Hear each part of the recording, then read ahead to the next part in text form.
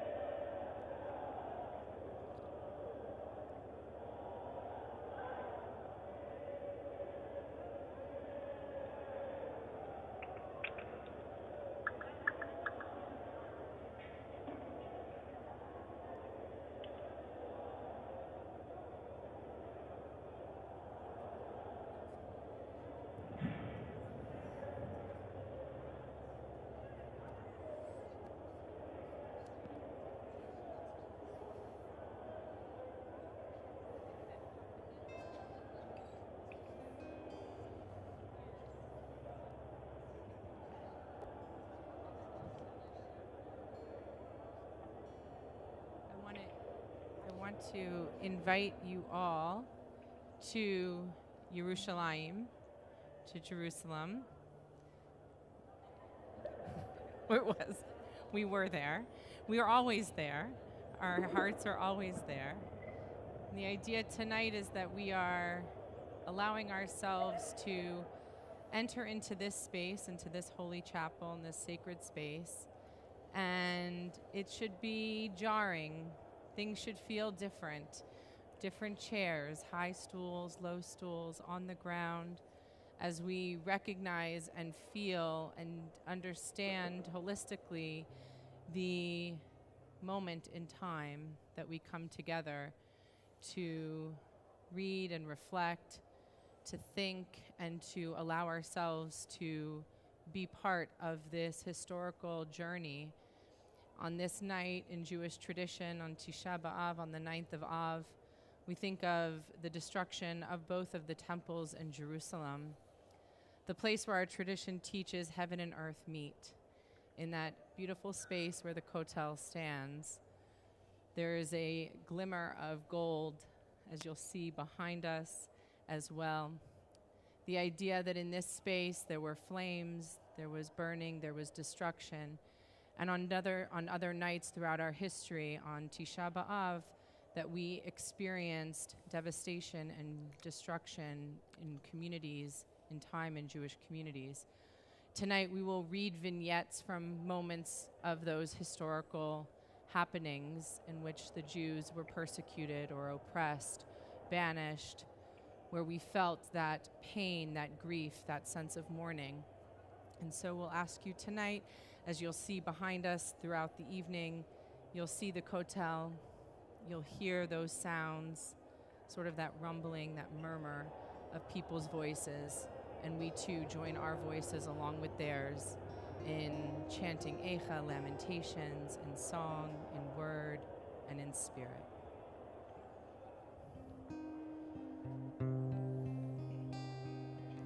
Al naharot, al naharot, al naharot, Bavel, Sham yashavnu, yashavnu, Gam bachinu, bezochreinu, bezochreinu, bezochreinu et Zion. By the rivers of Babylon, we lay down and wept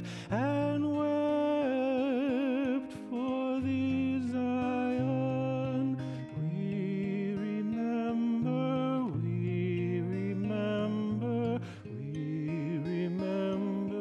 thee, Zion.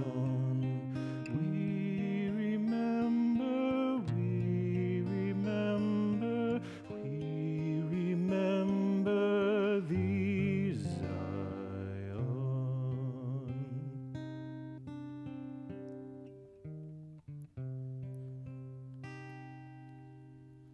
As we travel from Jerusalem back to our souls that are in us, I invite you to join me in the italics on the readings that begin in the middle of page 2.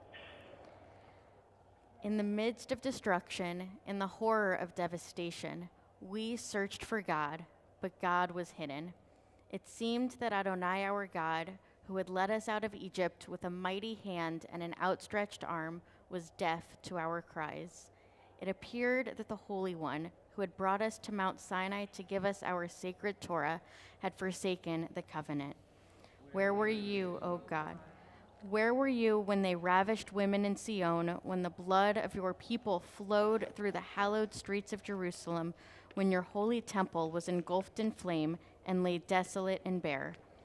Where were you when the Crusaders massacred our communities along the Rhine? Where were you when the Inquisition forced us to choose between death and profaning your holy name? Where were you, O God? Where were you? Behold, we find you.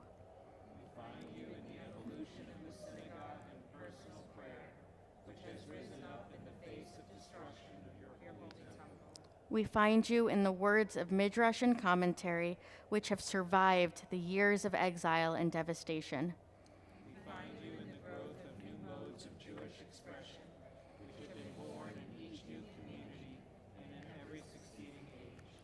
We find you in the birth of the state of Israel, in rebuilding the glory of your ancient city, wherein the poetry of your sages, the commentary of your scholars, and the passion of your faithful find loud voice in the shadow of your holy mountain.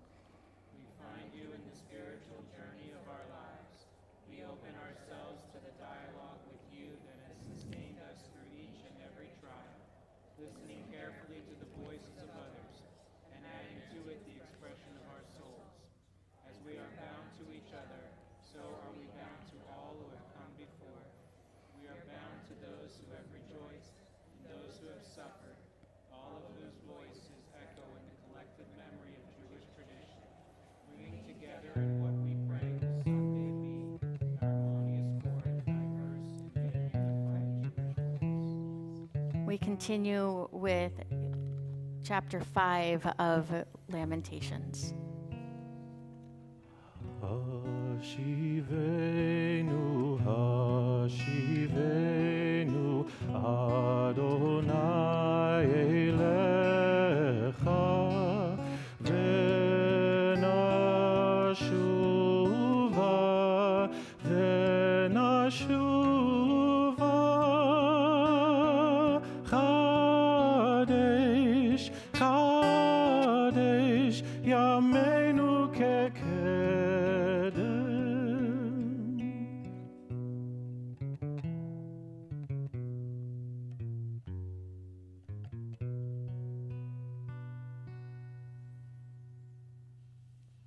Echa yashva vadad, ha'ir rabat yam, hayta kalmana, rabati vagoyim,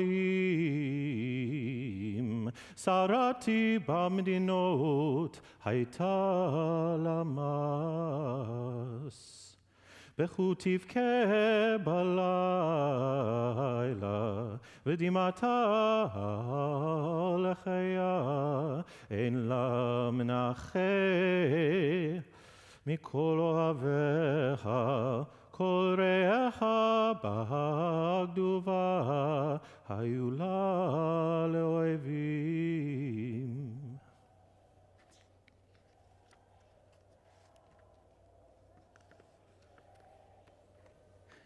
There grew to be a custom toward the Middle Ages of the creation of a body of literature called kinot.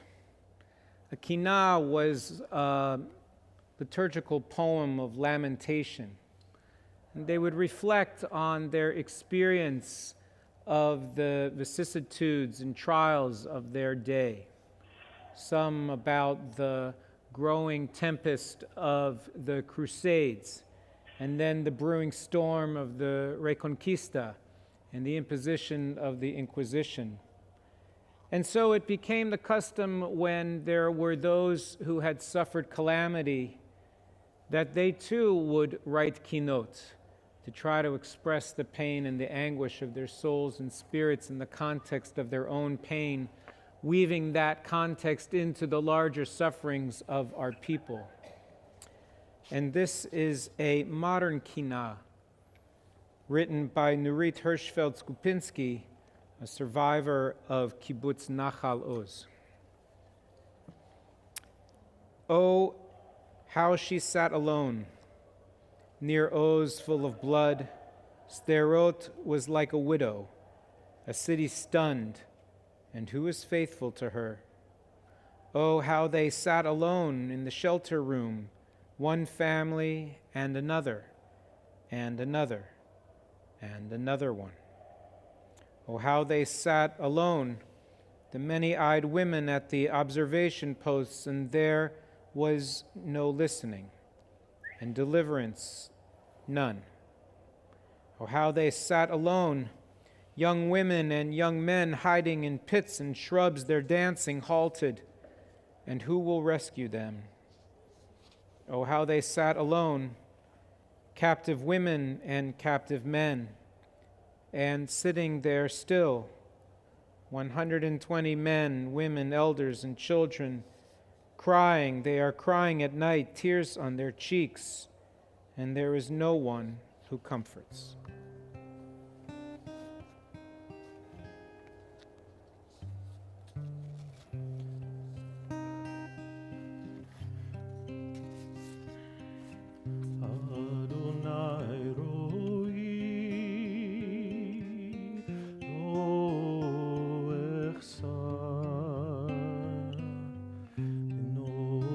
שירביצני על מנוחות ינחלני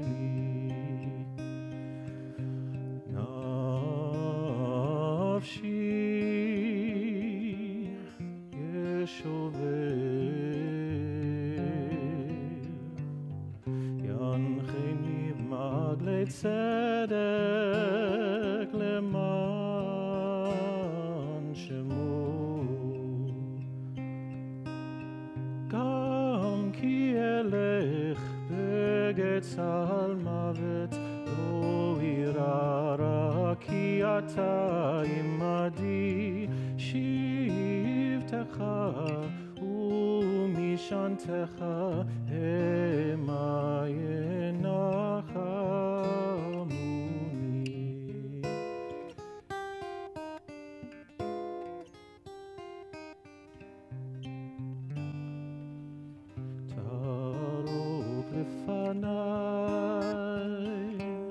שולחן נגד צורריי תשענת ושמן ראשי כוסי רוויה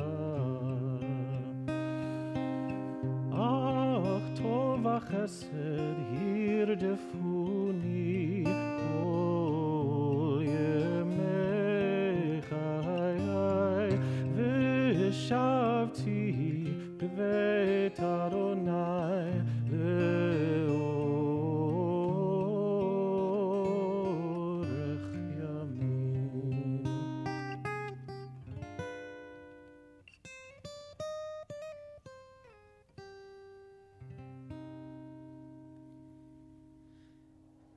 We read together on page 5.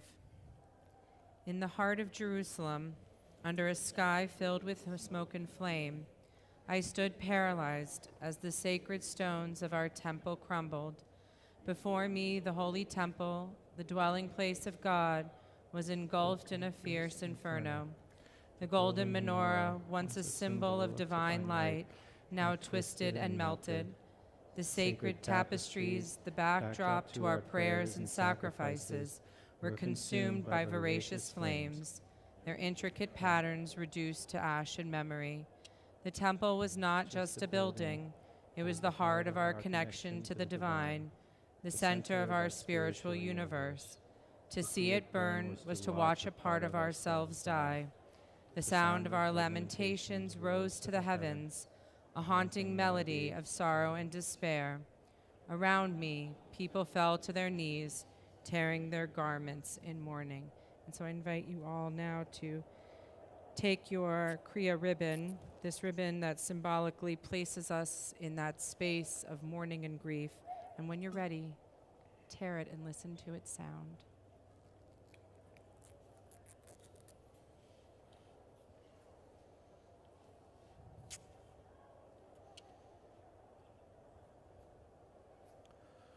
גלתה יהודה מעוני ומרוב עבודה היא ישבה בגויים לא מצא מנוח כל רודפך השיגוה בין המצרים דרכי ציון אבלות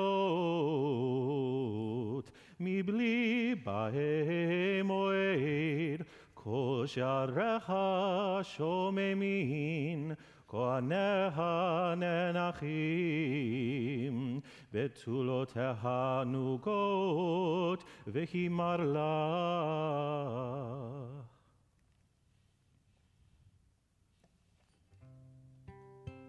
Page 6, Im eshkachech Yerushalayim, if I forget you, Jerusalem, let my right hand forget how to work.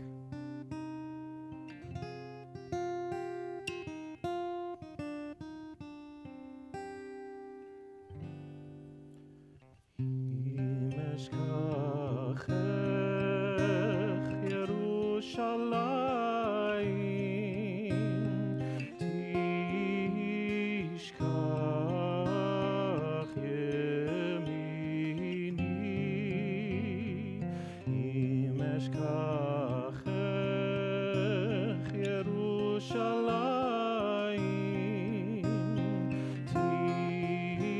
תשכח ימיני, תדבק לשוני לחיקי, אם לא אזכרכי, אם לא עלת ירושלים, על ראש שמחתי,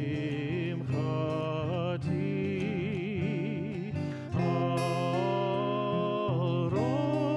ראש שמחתי.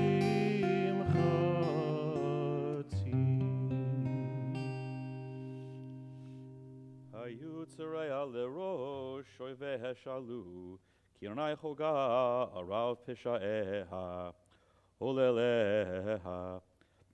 הלכו שבי לפני צר, יצא מן בית ציון כל הדרה, היו שריה כלילים, לא מצא מרעה, ילכו ולא כוח לפני רודף. The destructions of the temples, first and second, on Tisha B'Av, the 9th day of Av, became a red letter date not only on our calendar, but it became an inspiration for all who wish to oppress us, especially in the Middle Ages for the Christian community who saw it as their mission to keep the Jewish community held low as an example of what happens when you don't accept their view of the world. And so it was for that reason that the leaders of the church and the crown in Spain chose to set the Spanish Inquisition and the expulsion of Jews from Spain on Tisha B'Av, the 9th day of Av, in 1492. In a personal testimony, Rabbi Yitzchak Abarbanel, financier and advisor to the Spanish monarchy, who left the country with thousands of his fellow Jews, said, together, when the king of Spain decreed the expulsion against all the Jews in his kingdom, the date of the expulsion was set at the end of 3 months from the day when the decree was proclaimed. It turned out that the day set for the departure of the Jews from Spain was the 9th of Av. But the king did not know the character of the day when he issued the edict. It is a day of destruction and mourning for our people. Now it is a day that marks the expulsion from our home, our personal tragedy. Zochra Yerushalayim, Yemei Anya Murudeha, Kol Mahmudeha, Asher Hayu Mimei Kedem, Binfol Amav Yad Tsar, Ve'en Ozer La, Ra'u Hatzarim Sachaku al Mishpatecha. Chet Chatat Yerushalayim al Ken Nidaita, al Ken Nidaita. Kol Mechabdeha Hiziluha, Kol Ra'u Ervata, Gam hinencha v'tashavachor.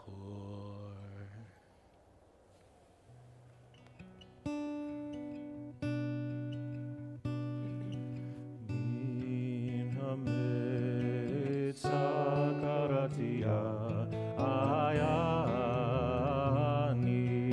v'merchav yami. Hametzah karatia anani v'merchav yami.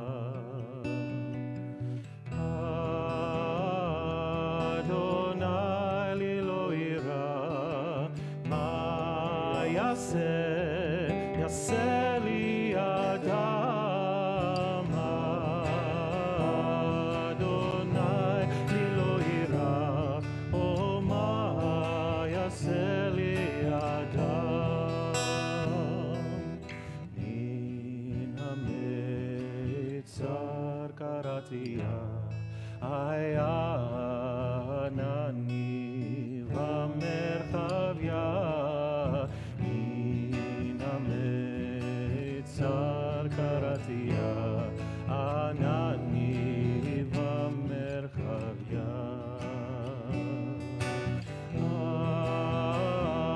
Adonai li lo ira ma yaseh li adam Adonai li lo ira oh ma yaseh li adam.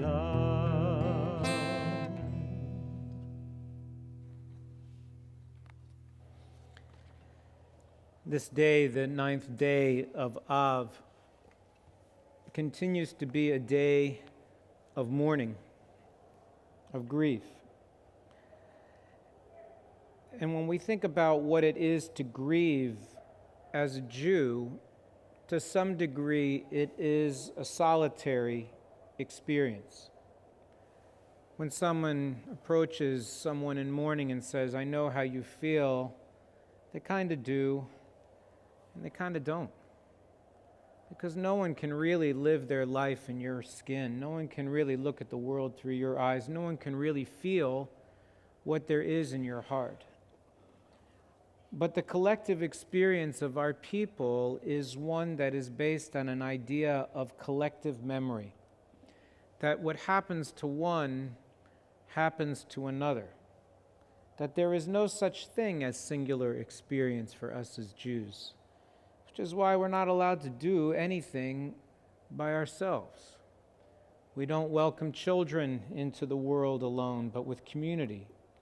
We don't celebrate a child's coming of age alone, but in community.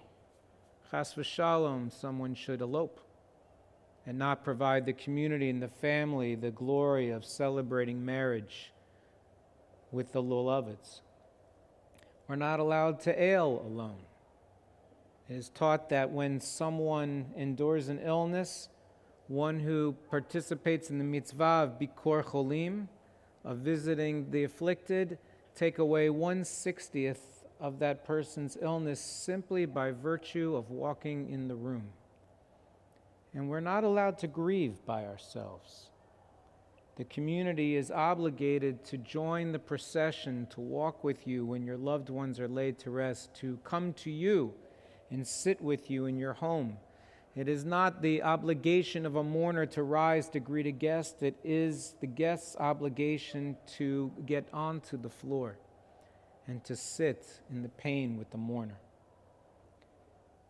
We can each of us trace the pathway of our own individual pains and hurts and moments of grief.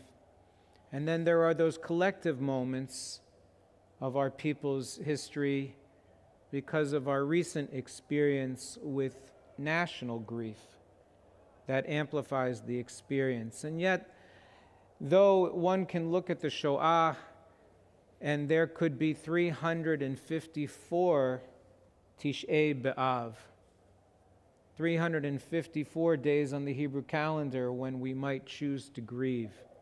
Still, there are poignant moments that happen in these summer months on the 9th of Av.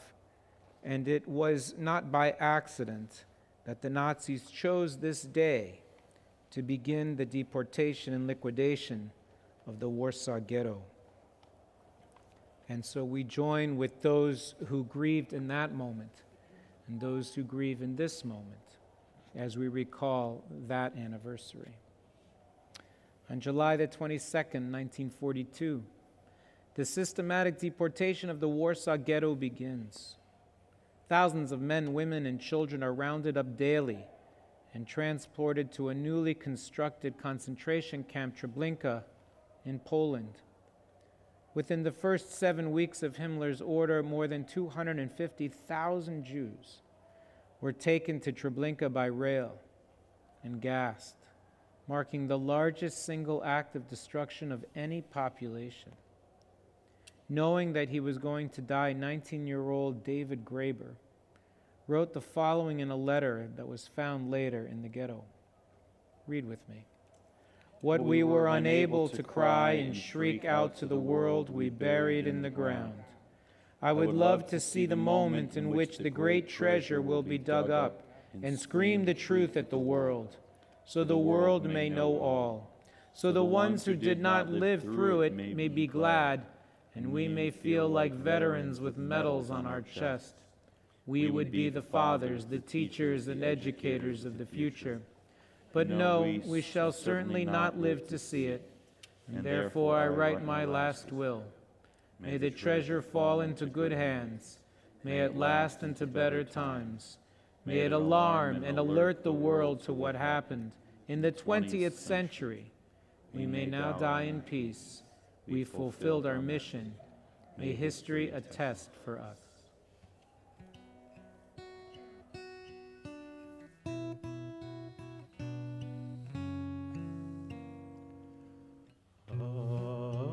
אחינו כל בית ישראל,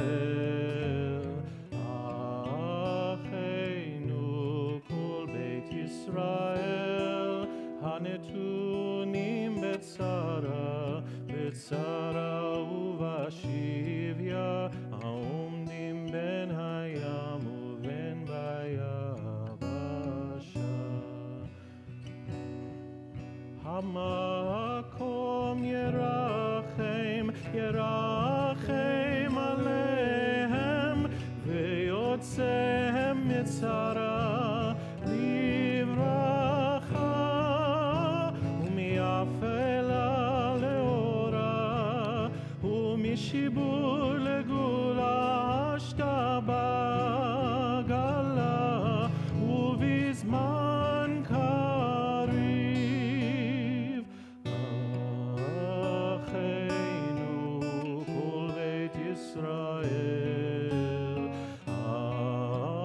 אחינו כל בית ישראל, הנתונים בצרה, בצרה ובשביה, העומדים בין בים ובין ביבשה.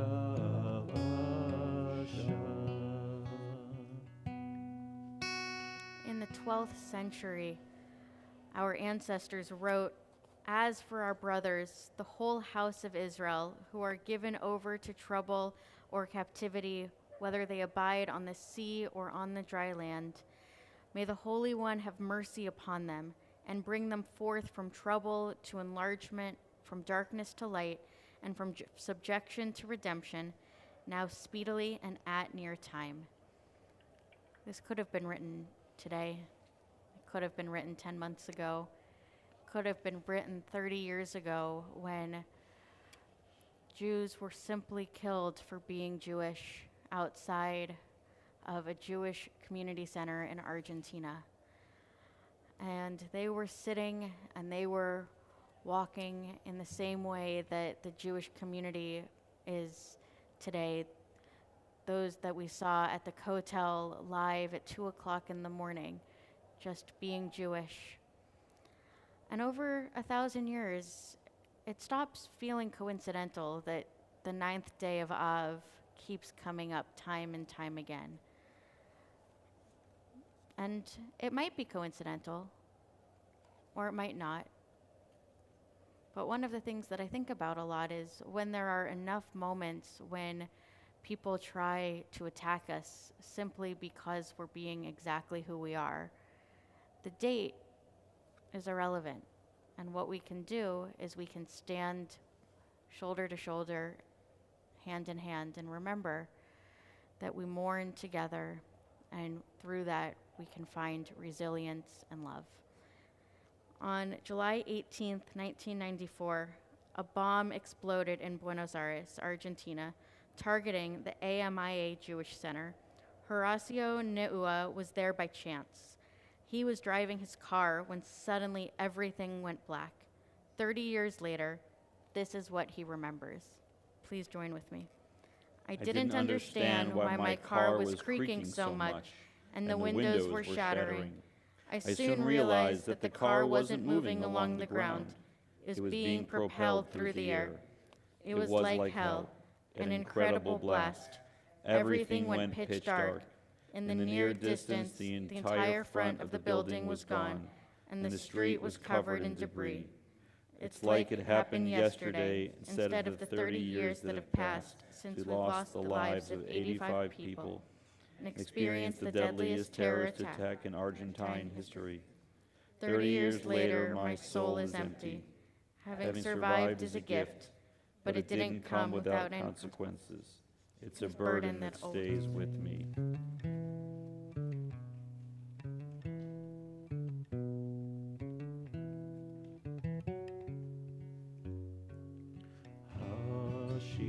Hashivenu, Hashivenu, Adonai Elecha, Venashuva, Venashuva,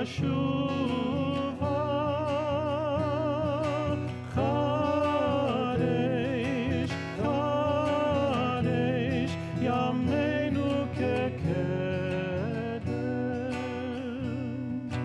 Hashivenu, Hashivenu, Adonai Elecha, Venashuva,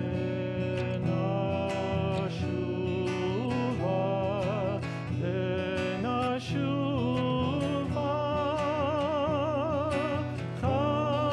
Kadesh, Kadesh, Yameinu Kekedem.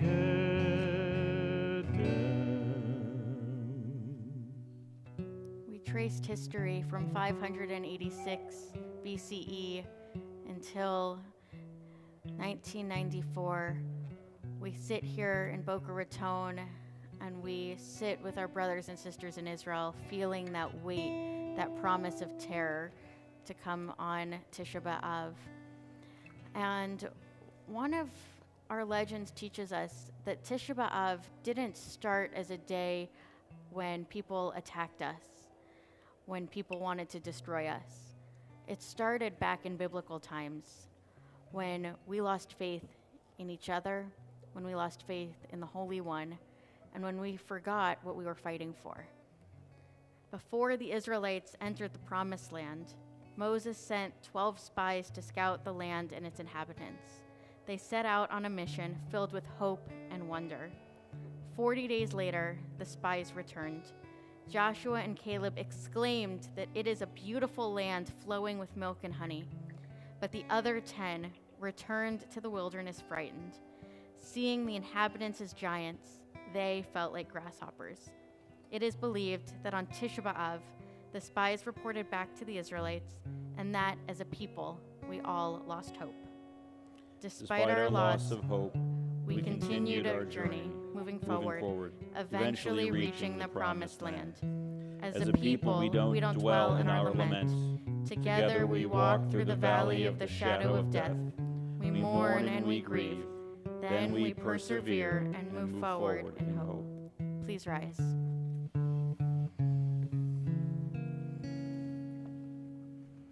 Kol balev avpenima, nefesh Yehudi homia, ulfatei mizrach kadima, ayin lezion Sophia, od lo avda tikvatenu, hatikva bat shnot alpayim, להיות עם חופשי בארצנו, ארץ ציון וירושלים. להיות עם חופשי בארצנו, ארץ ציון וירושלים.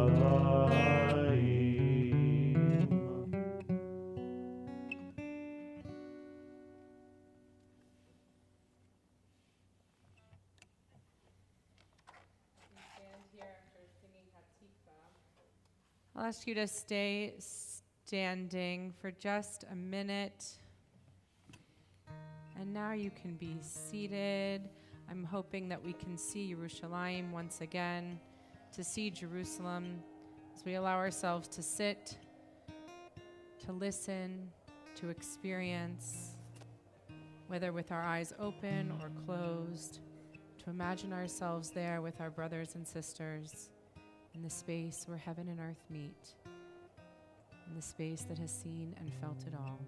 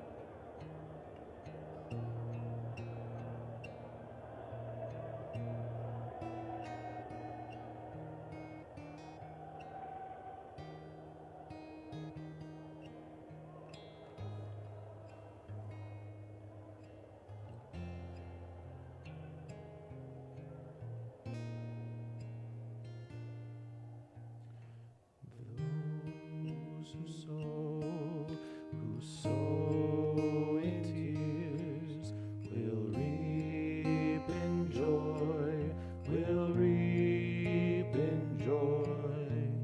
Those who sow in tears will reap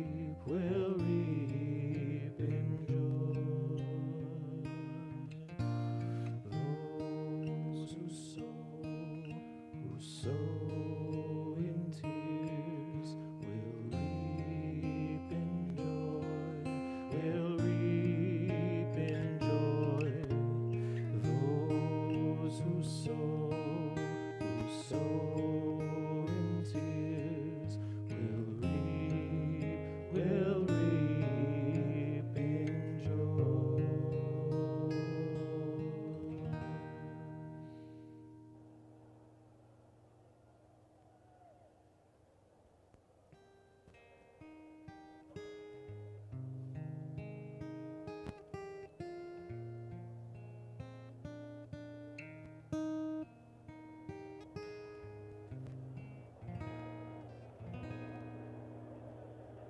Bashana Haba'a Yerushalayim, next year in Jerusalem, next year in wholeness and holiness and peace and in safety.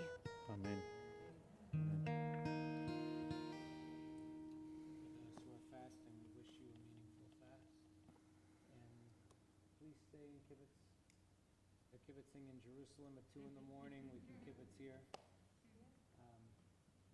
It's always good to have the opportunity to follow through.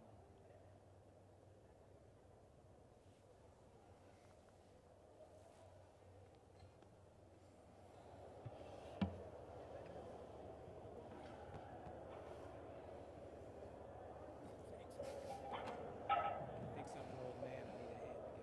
You took one.